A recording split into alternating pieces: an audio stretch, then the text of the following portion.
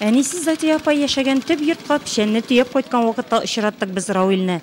Тимер аты белән көненә берничә рейс ясарга өлгерә ул. Производствода да эшли. Ял көннәрендә болын елга буйларына пешән чабу белән мәшгуль. Җәйнең бер көнендә генә дә ел буена җитәрлек терлек азыгы әзерләргә булады йорт башлыгы. Җиргә таратып салган пешәнне үз вакытында әйләндереп торырга да кирәк. Яхшы итеп киптермәсәң, пешәннең сыйфаты югалырга мөмкин.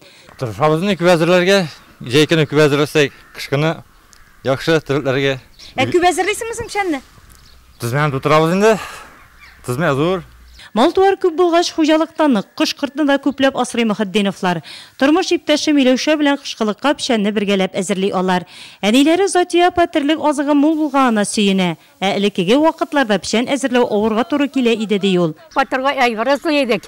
Әрәмә кырыйларынан келтә бәйләп куя идек. Аннар атлары сабаны барып кайтайык. Мен бит инде ялгыз ирсез катын. Шушылай тормышны сүрәп барып, 5 малайны үстердем. Аларны урнаштырдым, үйләндердем, тараттырдым. Әлхамдулилла шөкер. Хәзер вакыт 8 анагым бар, 4 панушкам бар инде. Шушы кичкенә малайның тәрбиясендә тәрбияләнеп ятам, әлхамдулилла шөкер. Син пешән әзерләдеңме әле? Авылда күрше-күләннең бер-берсе белән аралашуы шул сораудан башлана. Пешән вакыты бер генә. Хәзер тырышып хезмәт куймасаң, кышын авырга туры килүе бар.